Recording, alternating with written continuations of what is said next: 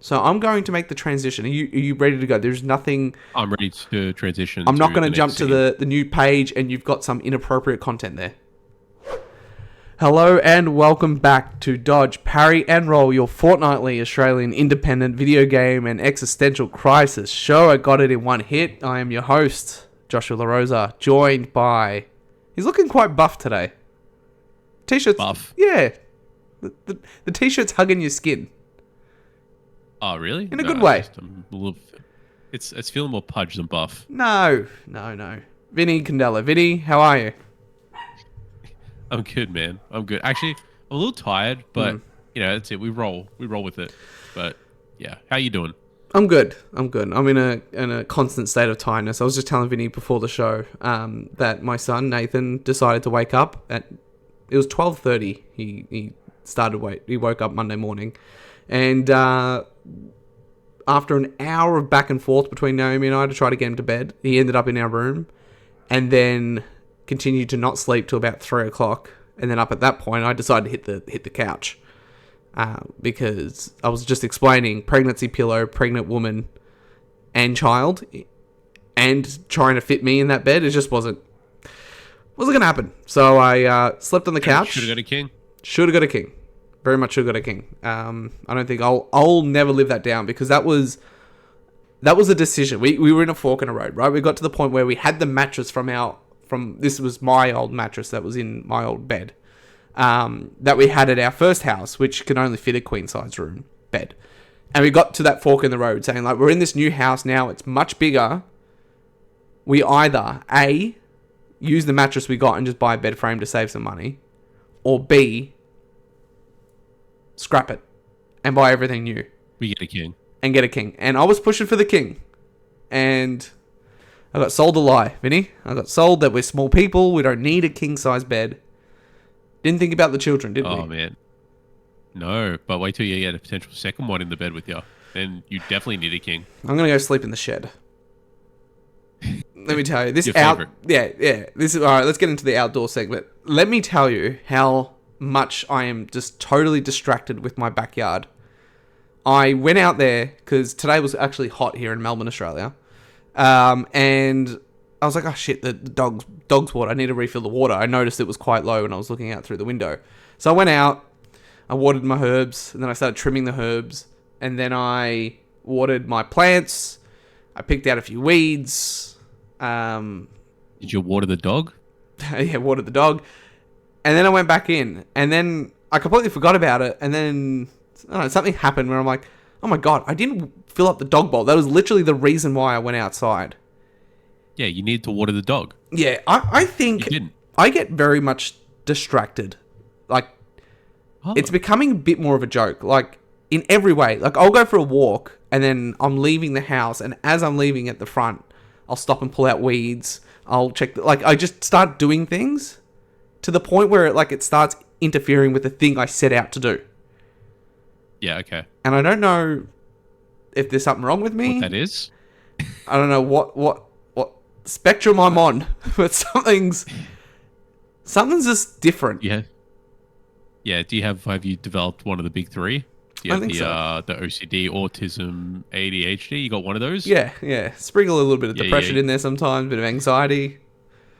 Oh yeah, they come with the three. Yeah. It's just I'm very distractible, and I don't think I was like that, and it's becoming...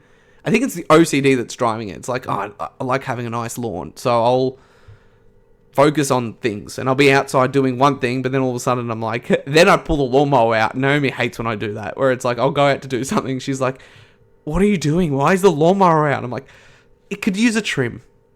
It could use a little trim. But yeah, how's life? How besides being, in a constant state of tiredness, what's been going on with you?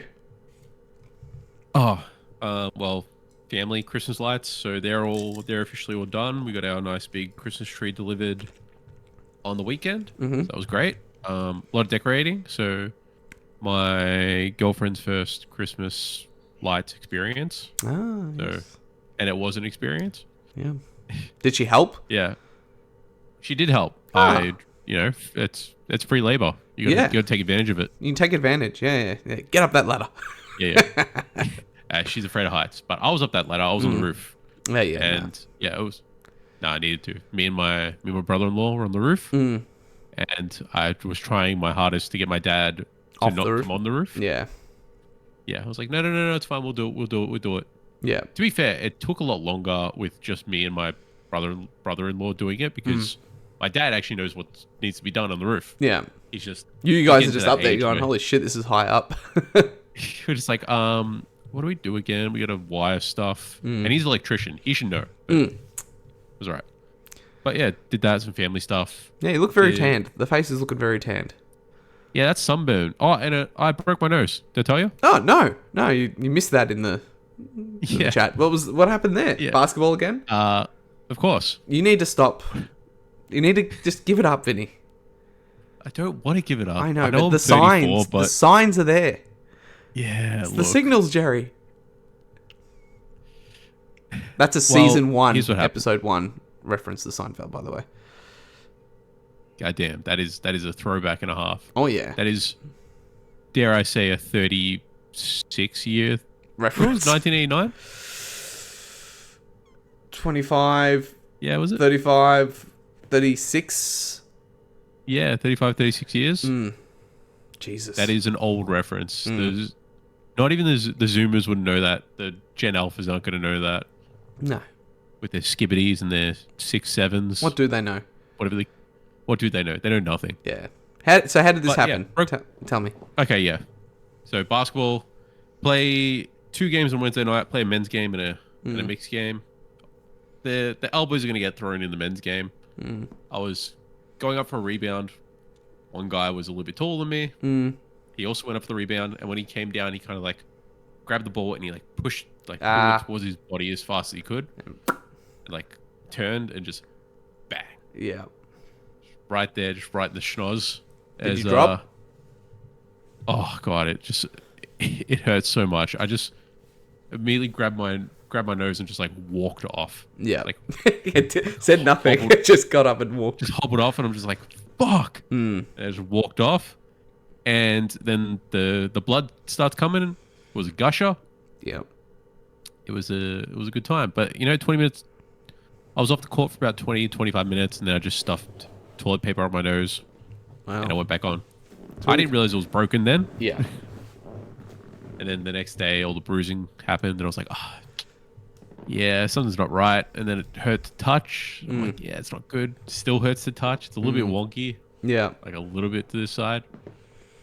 But yeah, it's not too bad.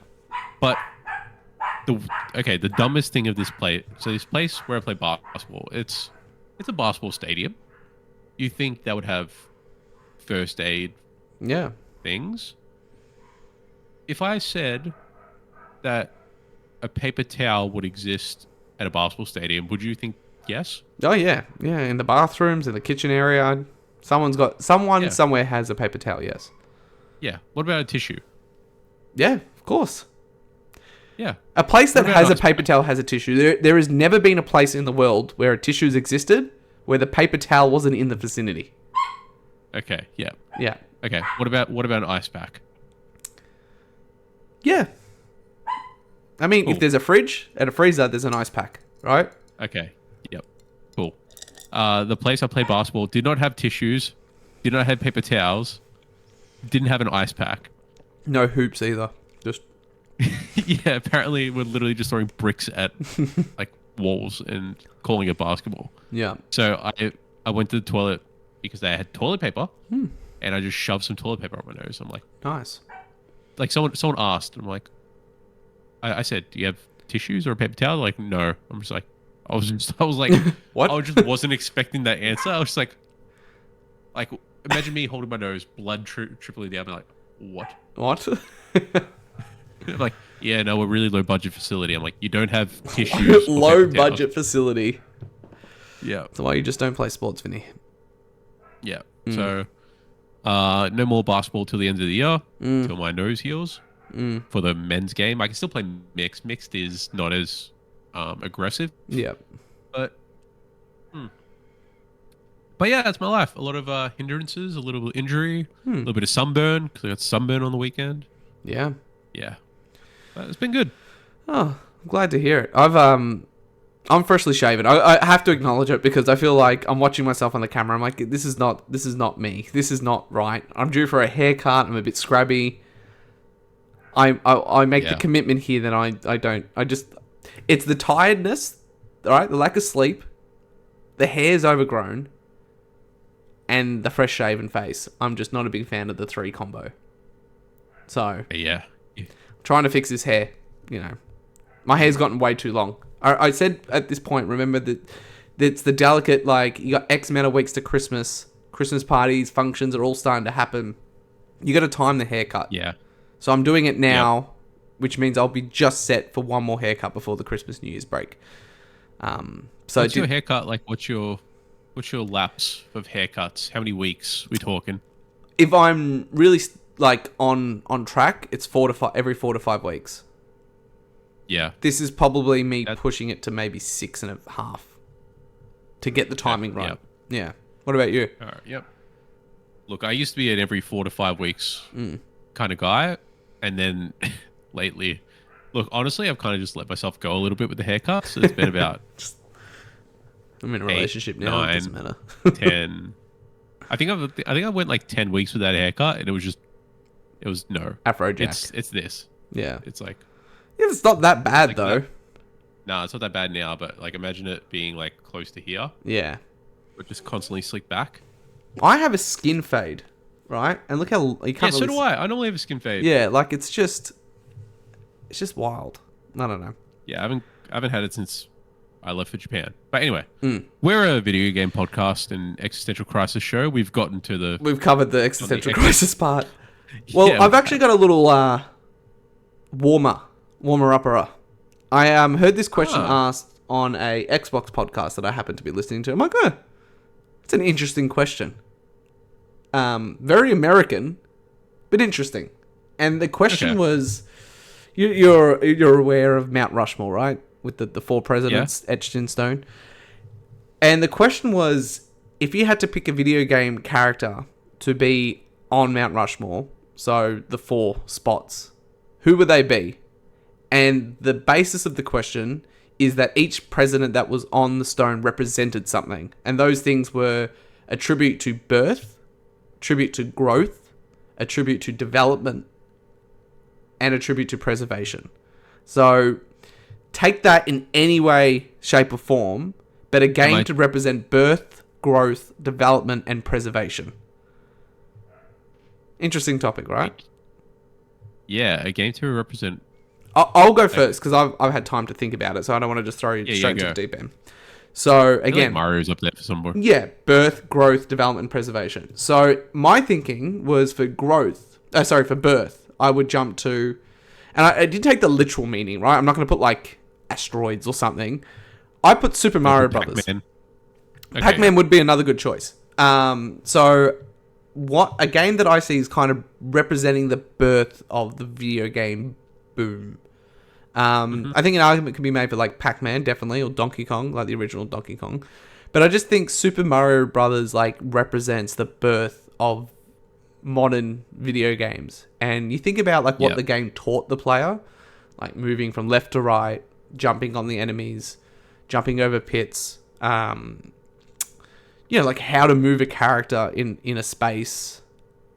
I just think it taught a lot of players. That's why I think video games are now harder to get into because you don't have the foundational learnings that you did in an era where you were limited to a 2D space. Like you.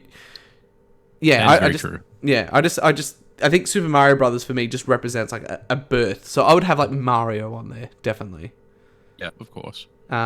Is anything sparked in your mind as we spoke at a birth that you would also like to throw up, or if you think Mario is the one, that's fine too. But I think Mario is the one, but I would make a case for Pac-Man being just the arcade boom in itself because I feel like that's its own. That's technically if we're talking video games, we're not just talking the home console. We're talking just video games in general. And I feel like Pac-Man and Miss Pac-Man are definitely the ones that sparked a lot of things. Like even we talk about back to like the King of Kong days with Donkey Kong being the arcade game. So yeah, I think Pac-Man would be up there too. Yeah, yeah, definitely.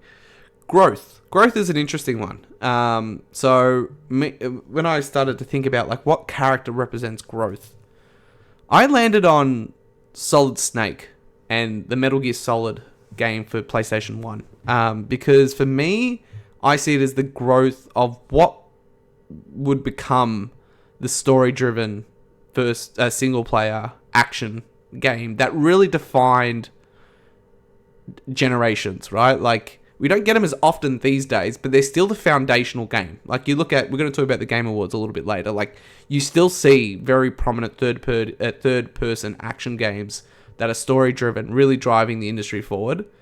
And I just think Metal Gear Solid did so much for legitimizing storytelling, characters, music, gameplay, graphics, like everything, right? It pushed the medium forward in so many different ways. So, yeah, for that reason, Metal Gear Solid and Solid Snake was the game that appeared in my mind.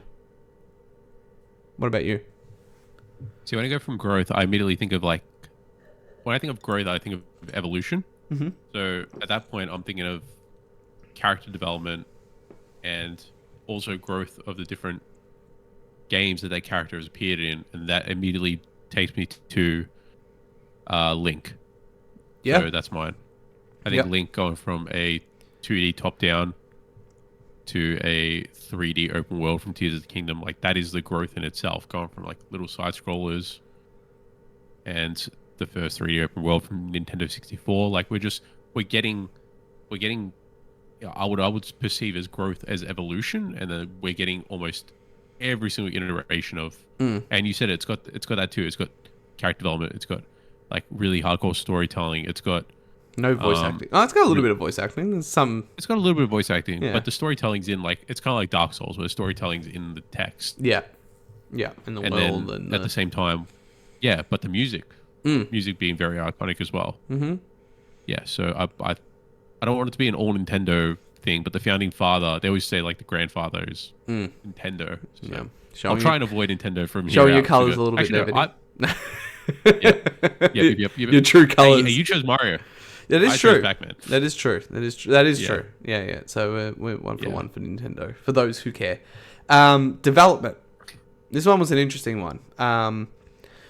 For me, growth and development, it's kind of like you can kind of perceive them as being very similar. Yeah. My mind jumped to Halo 2. Because I see it as the game representing the development into the online era and like online multiplayer. You can make the case that maybe a game like Call of Duty might be in there, but I think Halo definitely is like the founding fathers of first-person shooting on console. I know you had Doom and that, but in terms of like console shooting and online and the introduction to Xbox Live and all those things that came with it. Halo 2 was the game that immediately appeared in my mind because of that, for development. What about you? Has anything jumped to mind? No, nothing jumps to mind in terms of development, because I'm picking like characters, not games. So my brain's having a hard time relating one to the other. I would agree with you in saying like Master Chief, but for me it'd be Halo 3. Only because Xbox Live and the 360 was such an evolutionary jump in itself. Yeah. Mm-hmm. Yeah. The last one's an interesting... Oh, sorry. Go. I was going to say, and just from like Halo 3 ODST releasing a specific map pack as DLC for online multiplayer. Like you could play Halo 3 ODST...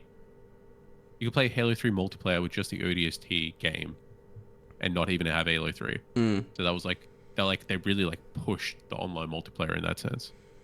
Yeah. The last one's a bit of an interesting one, and I actually struggled to think of how I would represent this one, and that's preservation. Yeah. Is it just Gabe?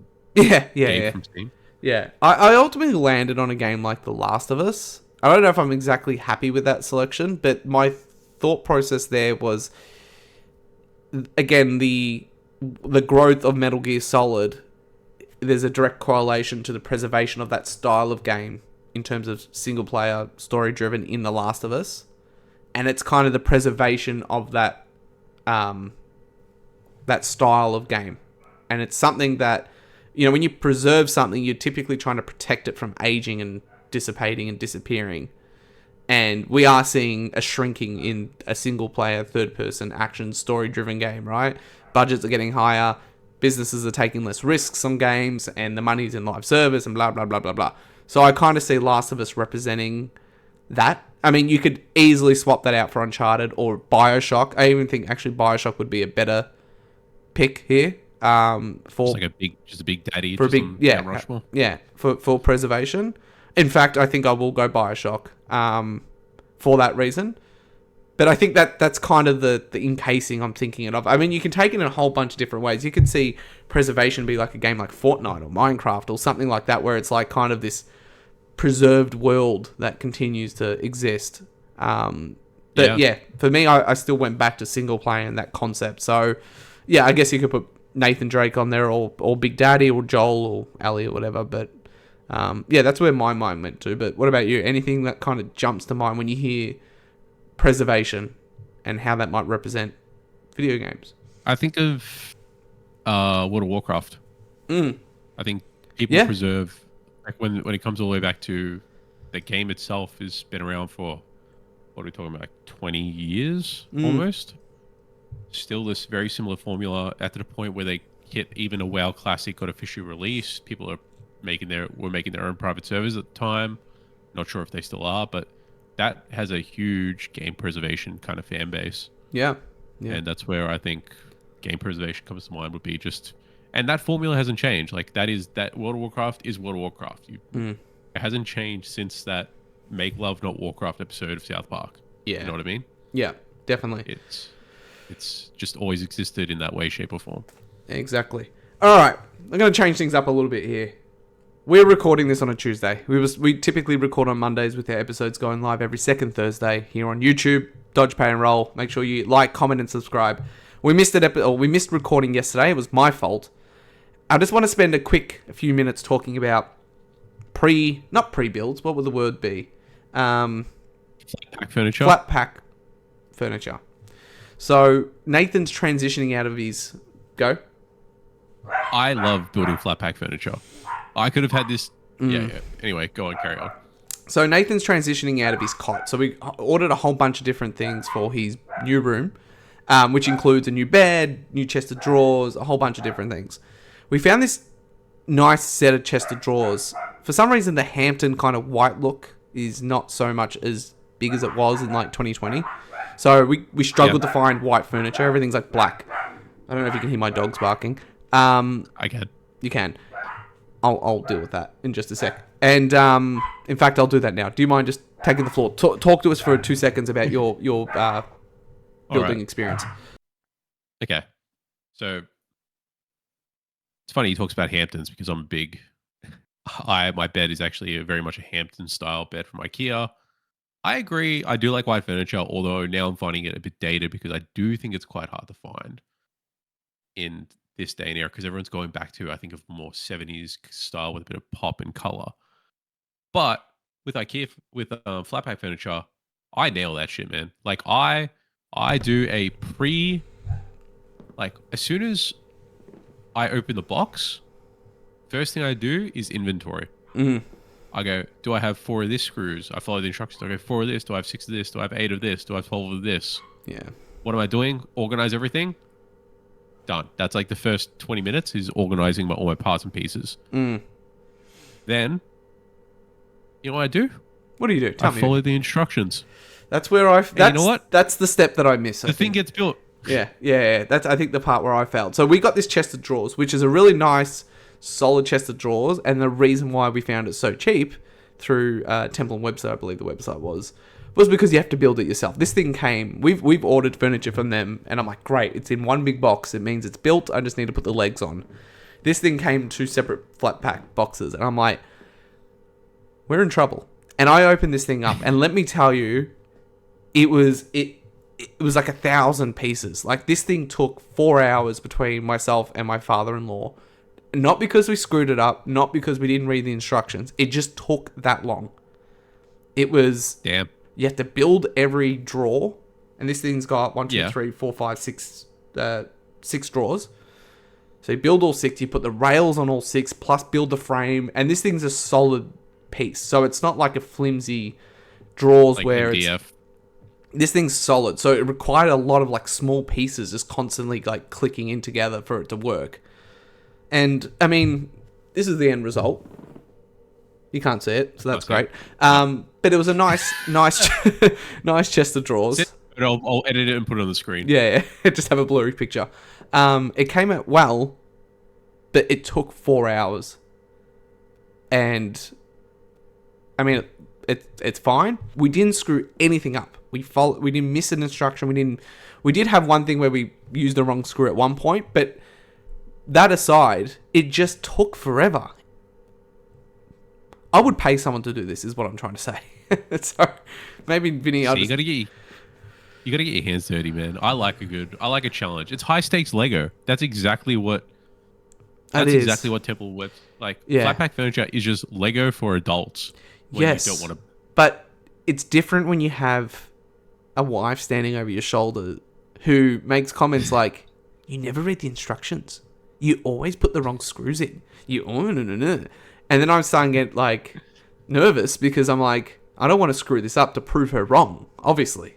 Out of spite, of course. Yeah, out of spite, of course. And then because of that, you're just super cautious. Like when you're building Lego in the leisure of your own study or tearing apart a console as you do. Imagine if someone was watching you this entire time going, you're going to screw this up. I've seen this play out before. Yeah, not fun. Not a big fan. Not a fan. But anyway. I'm not a fan of that either. What I am a big fan of is the Video Game Awards. The Jeff Keighley, good segue. The Video Game Awards, which Jeff hosts every December. I believe this is the 11th Video Game Awards. Yeah. And nominees are up. And I thought we would go through and do some voting. Because why not? I think this is a great opportunity to kind of look back on the year that was, as we head into the Christmas season, as we start to wind down before Christmas. I think a lot of the big releases are out, besides Metroid Prime 4. Yep. And what we're going to do is go through each category. Let's be real. There's going to be categories we're going to randomly pick one. I'm sorry, Content Creator of the Year or Esport Team whatever. Vinny might have an opinion. We might go with Vinny on those. But the key here is we're not picking the games we would want to win. We're predicting what game is going to win the award. Our guess on what the pundits are all going to kind of agree on. What we'll do as part of the edit of this video, at the end, Vinny, is once we've done nominating, you can download a scorecard, which is like an image of all your votes. We'll keep that. We'll maybe put that on the screen at some point of the episode. And then we'll come back and we'll see how well we did. Yeah, I like that. All right. So I'm going to make the transition. Are you ready to go? There's nothing... I'm ready to transition. I'm not going to jump to the new page and you've got some inappropriate content there. No. It's all good. Boom. Here we are. Through the power of producing. You don't seem impressed. But anyway, you can't see it, so that's probably why. All right. So you should be able to see Vinny's screen here. Should we jump to the back and work our way towards Game of the Year? Yeah, so this is the second one. Game of the Year is the first choice, is the second choice. Mm-hmm. So, and then we'll go all the way, and then the last one will be Game of the Year. So we're just doing a loop, starting from 2 instead of 1. Yep. That's totally fine. I'll get you to do the reading and talking here, because I can see it, but it's a little... If you can zoom in a little, that'd be great, actually, if that's possible. Fantastic. All right. Go for it, Vinny. You can talk us through it. I'm going to throw it over to you. So first one up. Best Game Direction.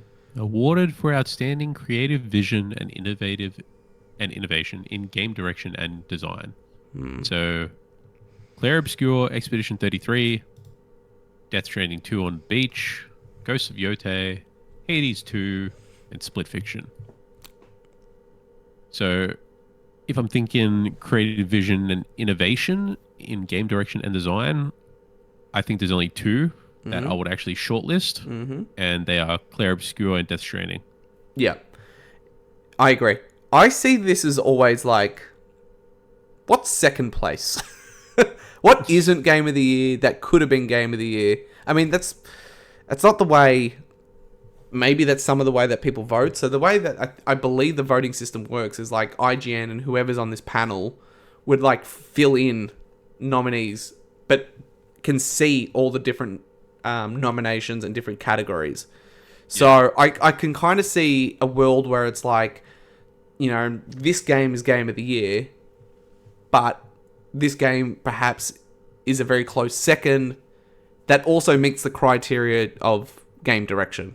So with that in mind, my mind leans towards Death Stranding 2 on the beach. I agree. And the game does have incredible game design and direction. Like, it's such a massive step up from the first Death Stranding in almost every way. And for me, it's a very close, top 3 game for the year for me. So I think, I'm comfortable with Death Stranding if you are. Yeah, me too. Fantastic. Go keep voting. Keep voting. Best narrative. Outstanding storytelling and narrative development in a game. This one's tricky. Claire Obscure, Death Stranding 2, Ghost of Yotei, Kingdom Come Deliverance 2, and Silent Hill. Yeah. Now, for me, if I'm talking storytelling, I think Claire Obscure has this. I think the absolute storytelling through everything, through just the dialogue, through the music, the tone, through the cinematics, tone, everything has Claire Obscure taking this. I can see Claire Obscure winning a lot of different awards throughout this. All great games. Out of these, I've played about 60% through Yotei, finished Death Stranding, and played Claire Obscure. I'm too chicken to play Silent Hill F. I've heard some very good things about that game, particularly if you play it multiple times. Kingdom Come Deliverance is an interesting one. I don't often hear people talk about the story per se. It's more about the world and the game mechanics. But for me, I think this is one where Expedition 33 will get it. Yeah. Yeah. I agree. Yeah. All right. Look at us go. Yeah. Best art direction. Outstanding creative and or technical achievement in artistic design and animation. Claire Obscure, Death Stranding 2, Ghost of Yotei, Hades 2, and Hollow Knight Silksong. This one's interesting because if you think about artistic design and animation, those are very two different things. So for me, my mind kind of goes towards either Hades 2 or Hollow Knight in terms of the exact same thing. Yeah. And I think for me, I haven't played those 2 games. I've played the other 3. And you can talk to both of those because you have played them, so maybe you're better to say it. But I think from an animation and artistic design, there is something still very... I mean, you can make the case about Hades, right? It's kind of like Cuphead, where if you see another game that uses the same style, you instantly go, that's the Cuphead art style. And I think you can make the same case for Hollow Knight and Hades.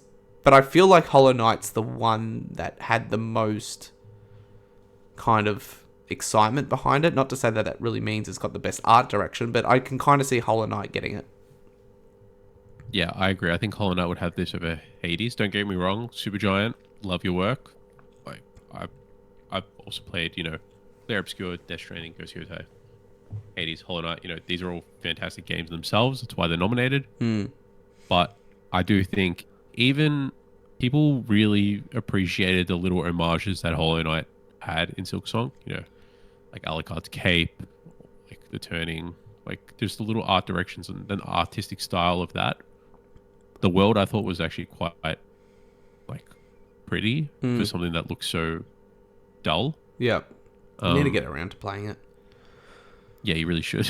It's just I don't know if I can deal with the frustration. And I will make call-outs. I believe every game in this category has a case, because Hades, very similar, has very strong art design and animation. And I think Ghost of Yotei is a bit of a sleeper here, particularly because it does so much to make homage to like Japanese culture and that art style and that tone and the Kurosawa mode. I think I'm probably butchering the pronunciation of that, but it does have some very strong art direction. And the same could also be said for Death Stranding and Clair Obscur. But I just feel, Hollow Knight might have this one.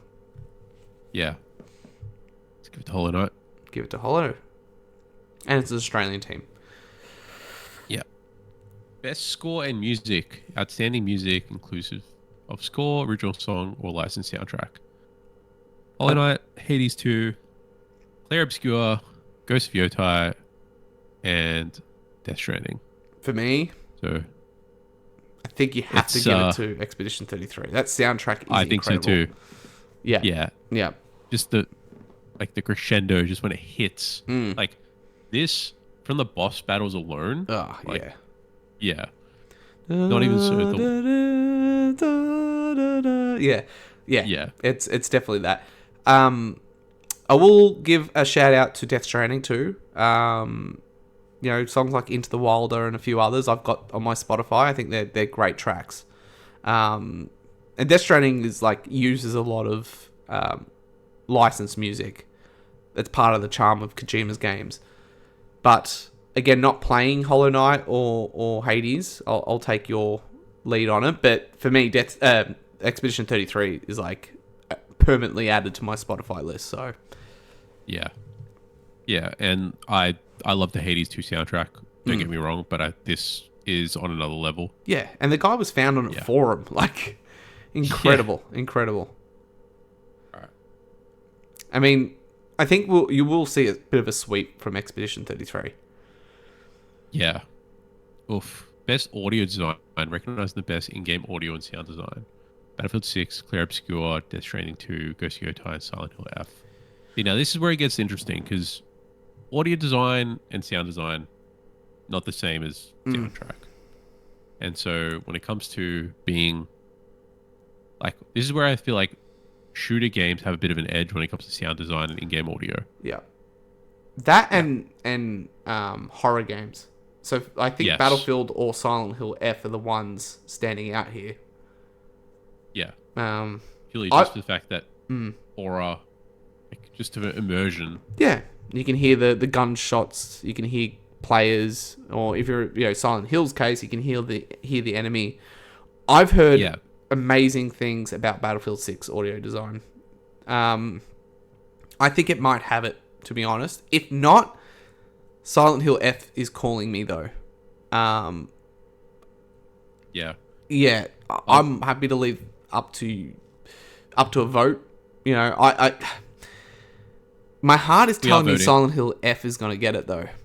My gut is telling me it's Battlefield. We're going predictions. Okay, we're going predictions of what I think is going to win. If we're going purely popularity, it's going to be Battlefield 6 in terms of voting. That's where I think it's going to have it, because it's going to be a more mainstream title. It's going to get more votes. But does Battlefield get best multiplayer? No, because probably Arc Raiders or something like that. Yeah, I mean Battlefield 6. I'm happy with either that or Silent Hill F. So I think they're in for a good choice. Oh, best performance. Oof. Best performance to an individual for voice overacting, motion, and/or performance capture. Ben Starr, Clair Obscur. Charlie Cox, Clair Obscur. Erica, Ghost Yote, Jennifer English, Clair Obscur. Wow. Yeah, bit of a sweep. Natsu, Kato, Silent Hill, and Troy Baker.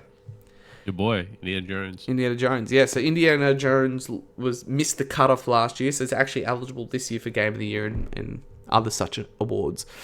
For me, I think you can cross out Charlie Cox. It was a great performance. The guy didn't even know what the game was, though. Every interview, he's kind of like, I don't deserve much recognition for this. Praise.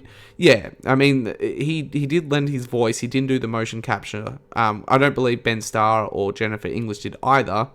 But it would be weird to give best performance of the year to a dude who didn't even know the project he was.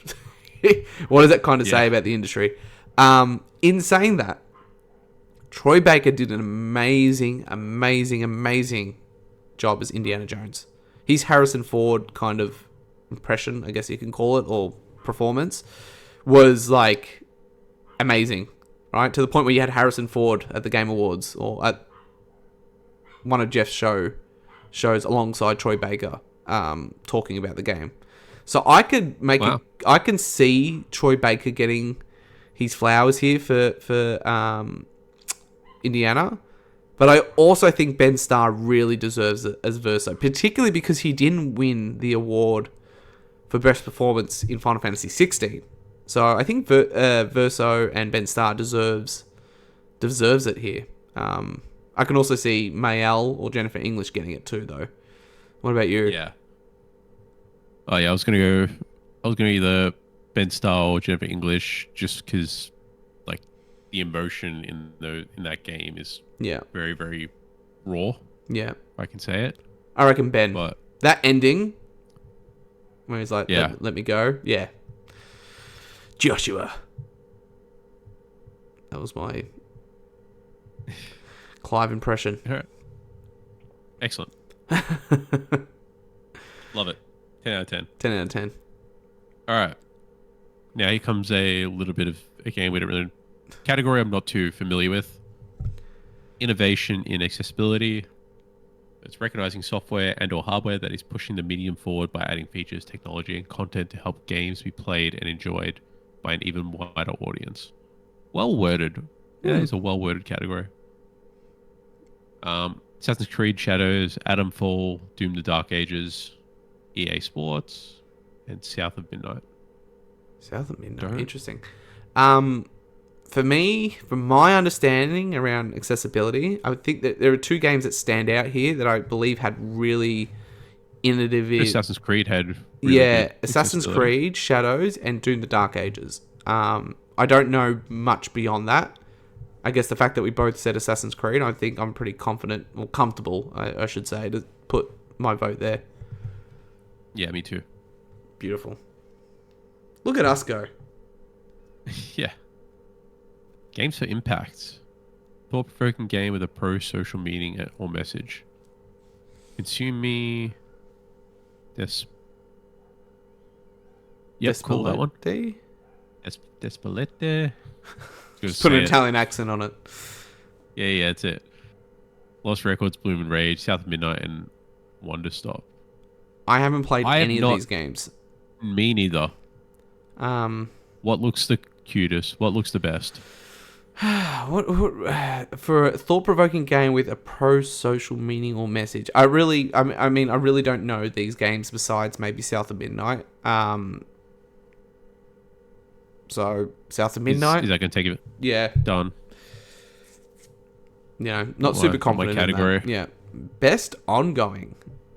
Yeah. Awarded to a game for outstanding development of ongoing content that evolves the player experience over time. Interesting. So we got Final Fantasy 16, Fortnite, Helldivers 2.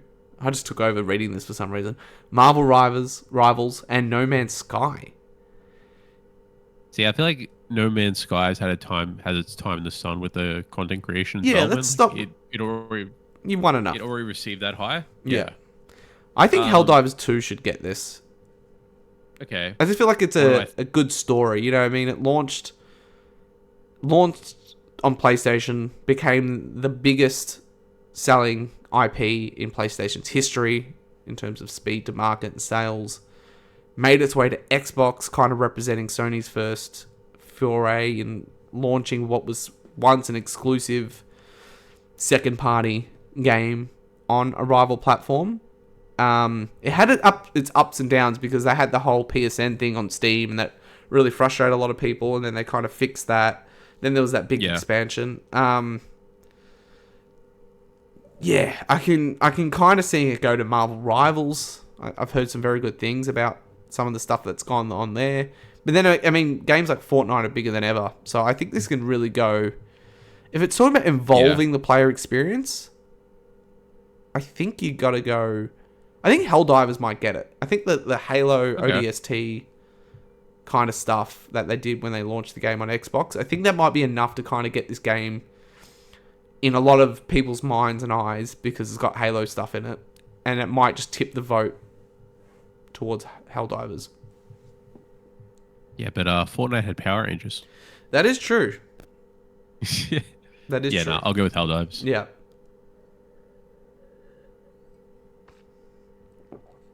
Best community support. Game for outstanding community support, transparency, and responsiveness, inclusive of social media activity and game updates and patches. Community support is always for me comes down to like the mod scene. So when I think of like a modding and just appreciation, Baldur's Gate has so many mods and so much community support behind it. Like whereas if I think of I haven't really heard a peep out of Final Fantasy in terms No. of maybe I'm just out of the loop. Fortnite has a big community, so the community support is in that. But when I'm talking about like it's the social Updates media and activity would be big. patches. Yeah, Fortnite's what's jumping out to me, just purely based on when it talks about media activity and game updates and patches. Yeah. Yeah. Yeah. I think it is Fortnite. Yeah.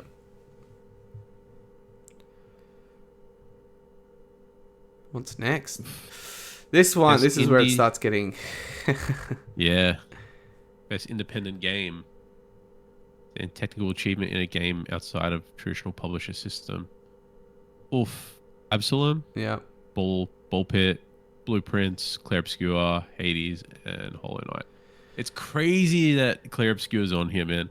Yeah, and it really comes down to the definition of what they're calling... I had this thought when I was looking at these nominees, like around indie, because I think there's actually a category for indie as well as best independent game.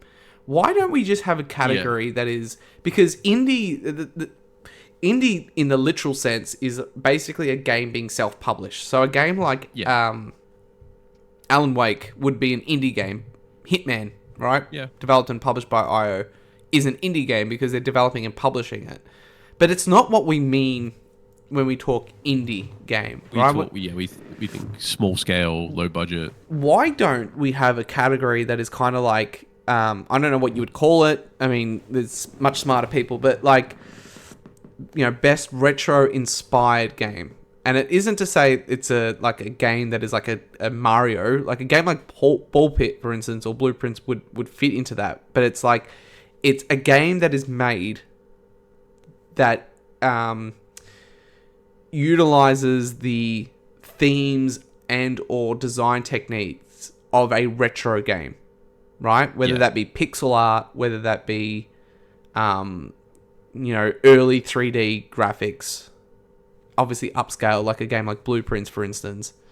I feel like that kind of best represents what we're talking about when we say indie. But according to this, outstanding creative and technical achievement in a game made outside the traditional publisher system, there is stories for all of these games. Like Clair Obscur very much started as two people on a forum that left Ubisoft, that created a small team, that got funding, but ultimately got released under a publisher. There's that. I think this really needs to go... I think... Like Ball Pit's developer is digital, right? Yeah. Yeah. They're a publisher. So like Blueprints is like one of the highest rated games of the year. Yeah. Like that's insane. Like obviously Clair Obscur being what it is. Team Cherry and Supergiant. Yeah. I mean, my vote... Like I'd be 1, 2, 3 here. Yeah, me too. And I think this is where Blueprints might get its flowers, to be honest. Yeah. Yeah. Blueprints is, if you haven't played it, check it out. Fantastic. Yeah, it was on PlayStation Plus and on Game Pass, for those who subscribe. Best debut indie game. Dispatch got in. I think this goes to Dispatch. Yeah, I've finally downloaded Dispatch. I've not started it yet, but I've just heard nothing but good things about it. Me too. I think this is going to be a Christmas game for me. But debut indie though, like really Clair Obscur's there. We think of like... Yeah, this is the one that had... what game was it? Yeah. Mega Bonk. Yeah, Mega Bonk. That got pulled off it. I mean, yeah. I think Dispatch deserves it. And if I'm looking at like on the voting panel and I can see all the categories that Clair Obscur's in, I would Yeah. maybe vote Dispatch. So I think Dispatch might get this one.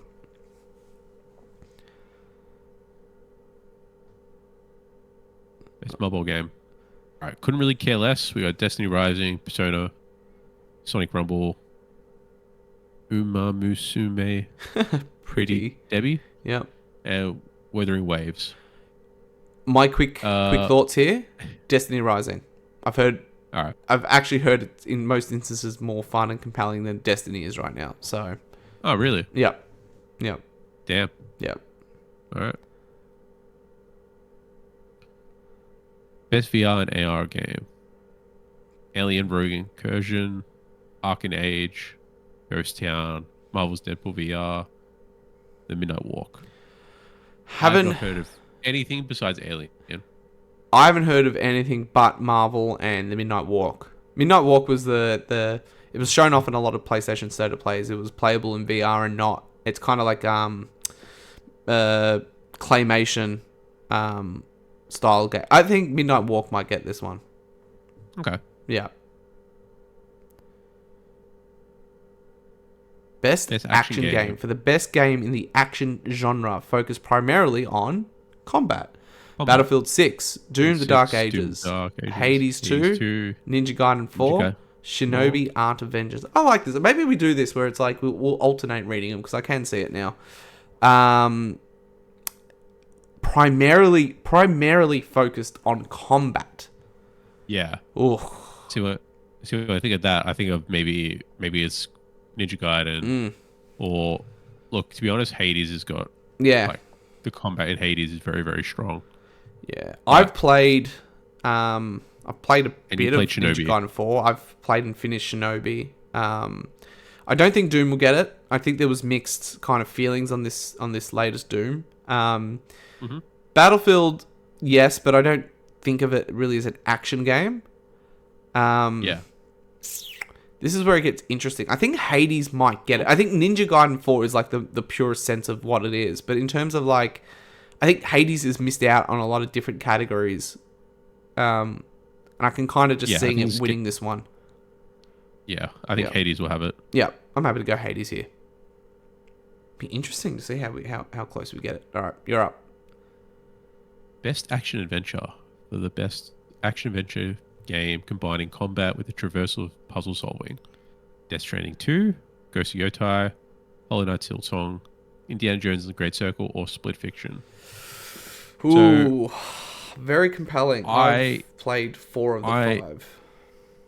My initial thoughts would probably be Indie and Death Stranding and shortlisting, and then Hollow Knight. That's my shortlist. Yeah. I think Split Fiction has been done, like them doing, as in, not has been done, but the whole two-player aspect was seen in It Takes Two, obviously the previous game, and one game of the year that year. One game of the year that year for its, but that was couch co-op, pure innovation. Yeah. Yeah, Split Fiction got really well reviewed though. Like it was one of the highest rated reviews. Like this year's been loaded of those. Yeah, this is hands down like one of the best. Yeah. I get torn here. I think for me it's either out of Ghost of Yotai or Indiana Jones. Really? Yeah. I mean, in terms of combat and so Ghost of Yotai has really strong combat and traversal with some puzzle solving, where I think Indiana Jones has really great traversal and puzzle solving with okay combat. So that's where I think Silksong has all three. All three, but is this another one where they go, we've given these games their flowers in other categories, do we try to spread the love here a little bit? And for that, I think if it's a popularity play, Ghost of Yotai will get it here. Okay. Yeah, I think Ghost of Yotai would get it. I think what deserves it is Indiana Jones, though. Not that Indiana Jones is a better game or I enjoy it more. Not saying that I don't. I'm not quite through Ghost Yotai yet, but I can see this one. This is like, it's recent. It's on a lot of people's minds. They played it in October. And it hasn't won, in our estimations, hasn't won anything yet. And I think you can make a case for action adventure that it is. You know, like I said in my thoughts on it last week, in every way, this game is great. Yeah. Yeah, I think I'm comfortable going Yotai here. Yeah, we're predicting Yotai to win. Yeah. Yeah. Best RPG. Ugh. Bowed? Oh, sorry, this is you. You wanna, Sorry. You want to go? Yes, best RPG for the best game design with rich player character customization and progression, including massively multiplayer experiences. The nominees are Avowed, Clear Obscure Expedition 33, Kingdom Come Deliverance, Monster Hunter Wilds, and The Outer Worlds 2. Cross off Avowed and cross off Monster Hunter Wilds. Yeah, for sure. Like when I'm thinking in terms of a pure role-playing game, I actually think Kingdom Come Deliverance is there. Yeah, I've heard some very, very, very, very good things. Not that I would play it because it's not my style of game for The Outer Worlds 2. But Kingdom Come Deliverance is also nominated for Game of the Year, which I don't think it's going to win. Spoilers.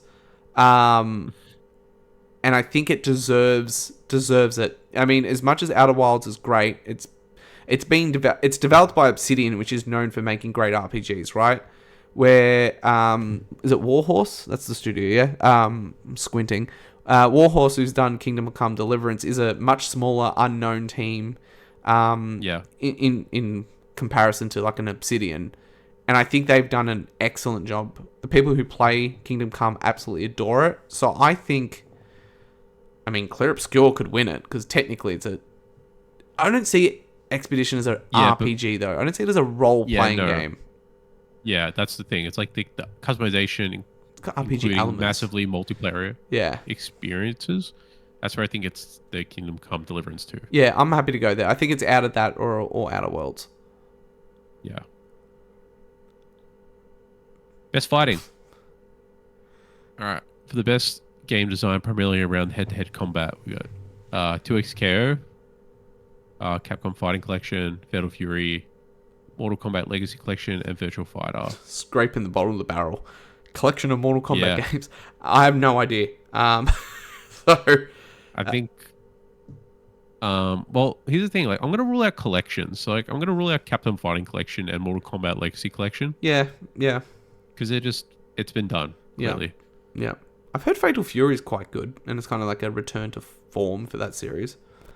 Oh, really? Yeah, but again, I really don't have. I know 2XKO is good. Yep. It's like the whole two-player tag team combat instead of like 3-player, which is like the standard Marvel vs. Capcom formula. 2KXO it is. Yeah, that's what I'm thinking. There's got to be some Riot shills out there still. Best family. For the best game appropriate for family play, irrespective of genre or platform. The nominees are Donkey Kong Bonanza, Lego Party, Lego Voyages, Mario Kart World, Sonic Racing Cross World, and Split Fiction. My mind goes towards either Split Fiction or Donkey Kong Bonanza. I mean, in terms of my personal experience, Donkey Kong Bonanza is very much a family game. Yeah, I think this is Donkey Kong's Time in the Sun, or it could be Split Fiction's Time in the Sun. And if it's family orientated for family play together, I guess you can make the case Split Fiction gets it. For Mario Kart, I reckon you could make the case for Mario Kart. Oh, you definitely could make the case for Mario Kart in terms of fitting that, but I think the general perception seems pretty lukewarm. Negative. Yeah, not negative, but just not mid. Yeah. And I think the Nintendo stands will probably outweigh the Split Fiction fans. Yeah. So, Donkey Kong.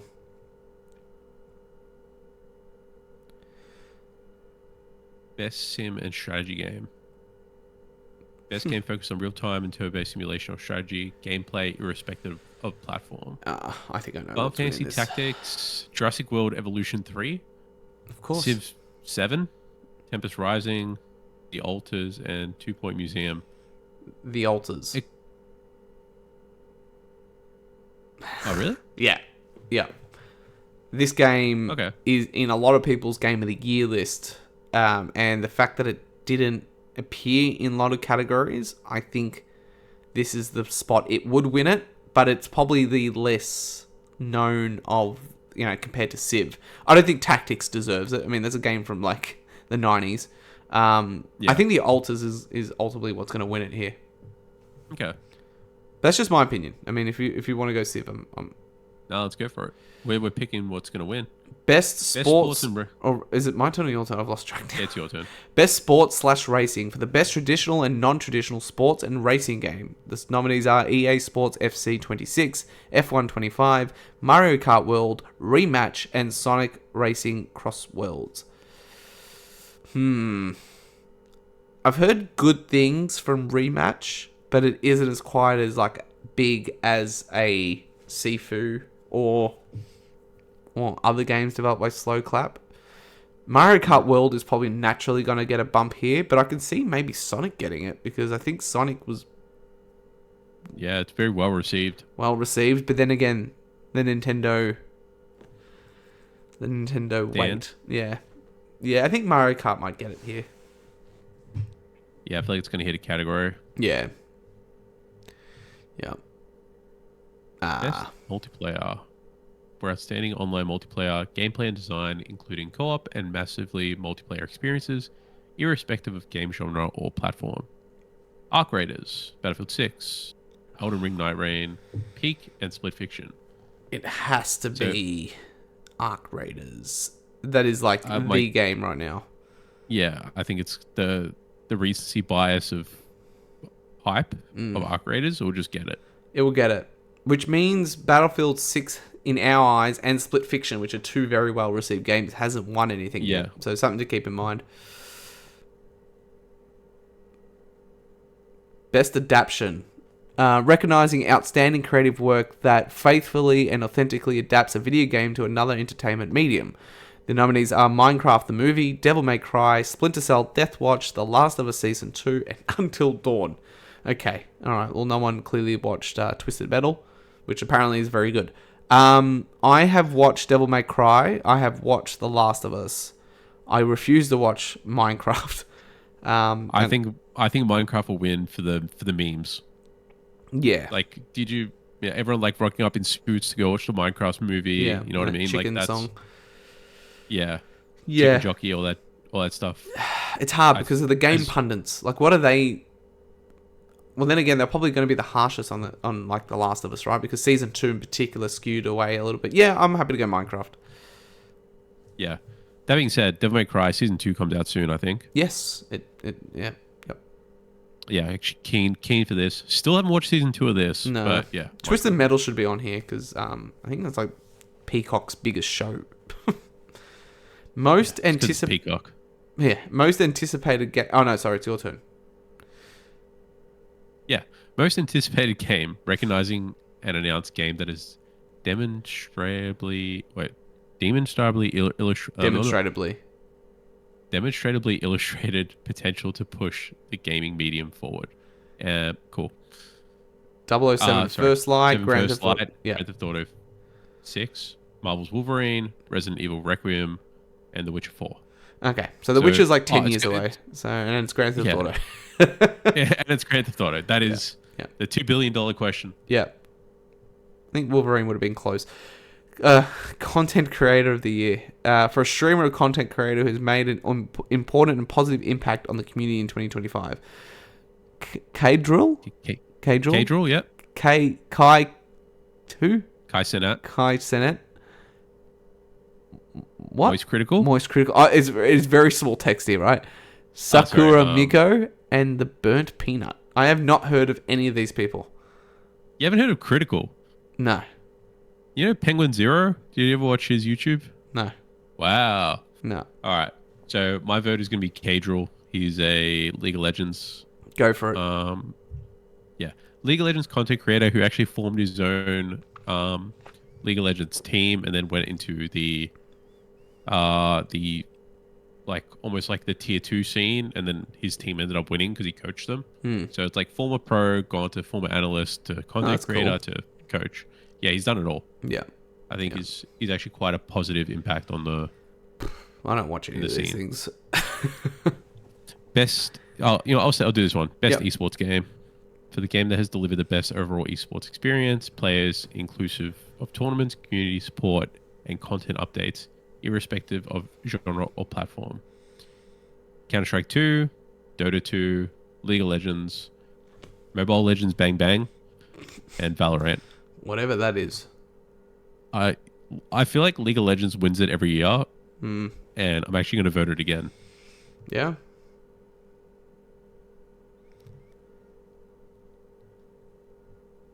Best. I'll do this again. You can do this one. Go for it. Yeah. Best esports athlete.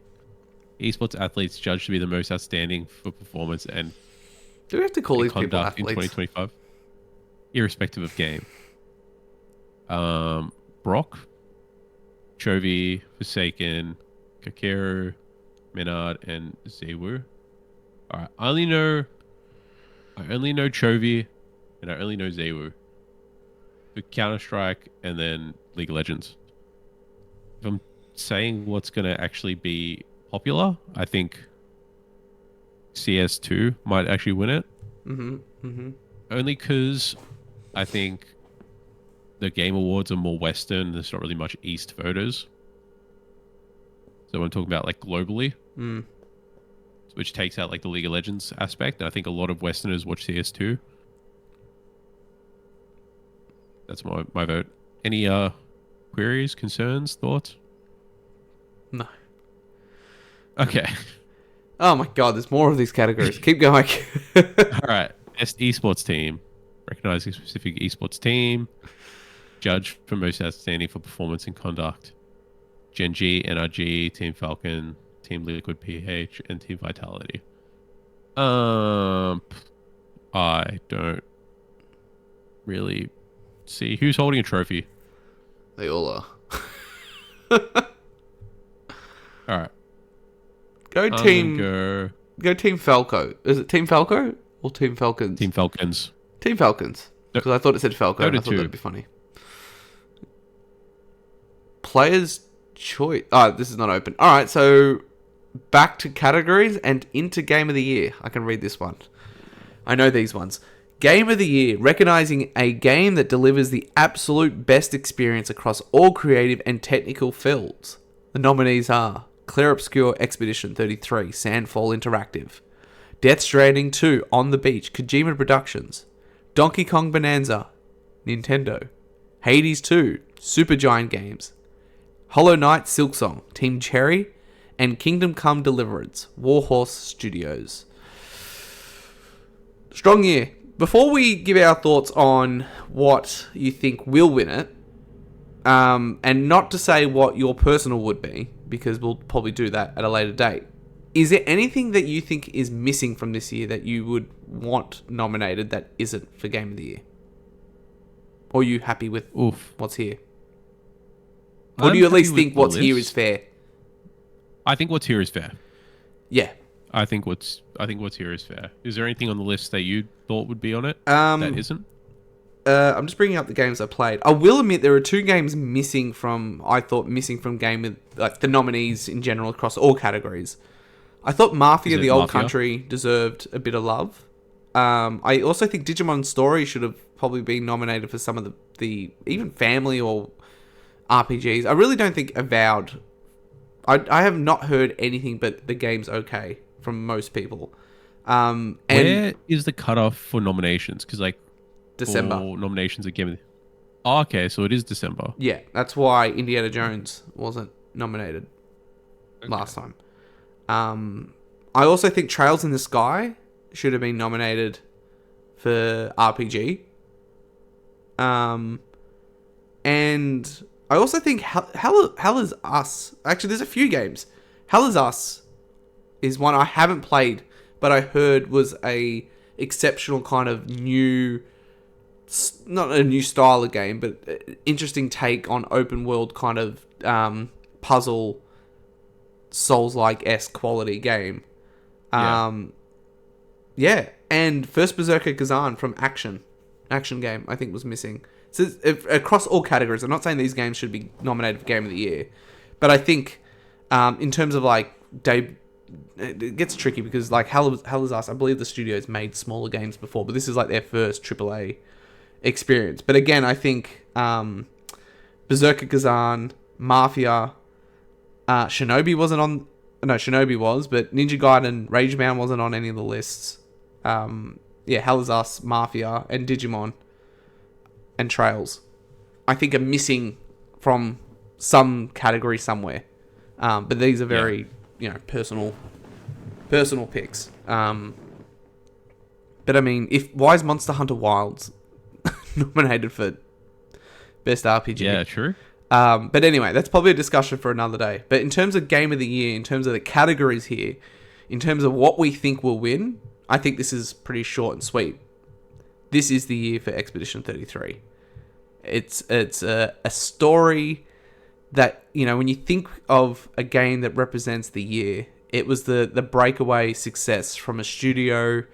It's only 33 developers, but, there's people supporting them. But, it's a smaller team. Ex-Ubisoft, for at least one or two of their staff members. A lot of the team was founded on forums and, weird kind of... I think the writer for the main story was originally cast as a voice... or it was hired to do voice work. And then said, I can help write this. And then ultimately, I think, this is... It's the entire script, Yeah, Expedition 33, I think, absolutely deserves it. And I would comfortably probably put money down that I think Expedition will win this year. Yeah, I think it's a Cinderella run for Clear Obscure. It's just that thing where it's that small studio just made it big. They're doing this push. I don't think they'll get to these high highs again. Like, I think this is, whether or not it's like lightning in a bottle or not, I reckon they'll make another great game, but nothing that will blow everyone away like this game did. No. It might be like the It Takes Two to Split Fiction, where it's like it reviewed well. Yeah. But it's like we've seen, this is like an iteration of what you've done extremely well the first time. I also like the world too. I think the painters and the writers, I think there's like a Clear Obscure blah, blah, blah, blah that, tells a different story in a different place at a different time. Yeah. You could probably continue the game. Yeah, exactly. Awesome. Can we download the card? What happens if you click card? I think that will do it, right? Maybe not. That's just that particular one. But anyway, I'm gonna switch us back to the main board, and hopefully we'll figure that out. But I think, like we said, this is an extremely strong year. I think 2025 has been probably the strongest year in a very, very long time. We've had some great years, particularly you think of years like with Elden Ring and God of War. Like, we had very strong years of Red Dead Redemption and 2, which is a lifetime ago now. But we've had some great years this generation, but nothing on this level. So... yeah, I'm excited to watch it. I'm watching the Game Awards this year with my uncle and his mate, because it airs on a Saturday morning for us here in Australia, like at a good time too, at like lunchtime. But I've opted to... was it a Friday? Friday? Well, hold on. When is it airing in Australia? I think it's definitely the 12th. So whatever the 12th ends up being. Friday. Apologies. So... we've all agreed to stay off the internet around lunchtime. Stay off. And we're going to watch it at my uncle's place. Get some pizzas, get some drinks. And sit back for 4 hours and watch the Jeff Keighley Game Awards. People whinge. And I agreed some of the categories are like, like... again, what is Monster Hunter doing here? But can we just not celebrate some things and just be happy? Yeah, I agree. We don't. How do you feel about it? How do you feel about it being on Amazon this year? That's quite interesting. Yeah, I heard that. Doesn't affect me. I'll always just watch it on YouTube. But every year Jeff tweets about like, this is the highest viewed Game Awards ever, and it's like it brings in a lot of people, a lot of time, and a lot of money. Like, it's clearly bringing in a lot of money in terms of like, you look at all the ads and the production and things like that. So, I mean, this is all, I think, not doing much to legitimize games more than they are already legitimized in like the public perception of video games. But it doesn't hurt. That's the thing. Like, Jeff doesn't need to do this. You know what I mean? Like, he doesn't need to kind of host, even in Summer Games Fest and things like that, where they're not always the strongest shows. It's like, he doesn't need to host what was traditionally like an E3 style showcase where it's live audience, people on a stage. Yeah. Doesn't need to do that. And if he does want to do it, it could have been done in a very state of play, direct style. He's choosing to do it in a way that appeals to hardcore old heads of the video game world. Let's just be happy it exists, is what I'm trying to say. Yeah, I quite like a good award show when it's done right. Yeah. Like, And the last few have been good. Oscars. Yeah. Yeah. And I think we're going to get Final Fantasy VII Part 3. Yeah, I'm thinking it's either that. It's definitely that, but also for Kingdom Hearts 4. But Square ain't doing 2 trailers in one. No. I reckon we get Remake Part 3. Do we get Half-Life 3 here? Oof. Maybe. Jeff's very close with Valve. I reckon if we get Half-Life 3, it'd be on here, and it would be a bundle option. It'd be a launch game key with the Steam machine. I think they've actually come out and said they wouldn't bundle a game with it, but I could see it being there day one. Like, it kind of launched. It's like co-marketed as like, this is the game coming out. Not that it's exclusive to it in any way. Like, it'll be on Steam, but yeah. I mean, if you get Half-Life 3, Final Fantasy VII Remake Part 3, I think this is where we might see, if Sony's going to show up, maybe at best their God of War Metroidvania 2.5D game that has been heavily rumored. Maybe I had a rumor that Prince of Persia Sands of Time. Yeah, Ubisoft might show up with that. So there's plenty to show. I think we'll see stuff that's already announced. Like, I think we'll probably get another 007 trailer. Sony might show Wolverine again. Yeah, it might be another GTA 6 trailer. Yeah. And it's funny, like, we could talk about this definitely on another episode, because I think it's a worthwhile conversation. Like, it's funny, like, we talk about, like, where is Sony? Where are the games? I mean, they've got a lot announced. Like, if you think about, like, Token Fighters, like, for next year, we potentially will get Token Fighters. I think we'll launch next year. We're going to get Saros out of Housemarque. We're going to get Wolverine. I think you get Marathon out of Bungie. That's already four games, right? And if we get this God of War 2.5D game, that's 5. So, I mean, it's a good time to be a player of video games, is what I'm trying to say. Yeah. But anyway, for the players, that's what we do.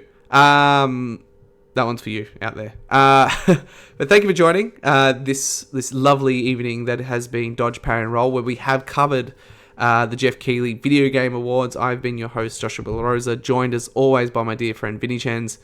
Vinny, send us away. May the power protect you. Actually, before we do that, because the algorithm demands it, please, if you have stumbled across us, please like, comment, subscribe. It does a lot, is what I've been told. So check out our channel, check out our shorts, where you can kind of see just random offbeat lawn conversations or discussions around apples. It's really highly appreciated. Vinny does a lot of time and energy making those. So, again, if you're new here, please consider subscribing. Vinny, can you send us off one more time? May the power protect you. Goodbye.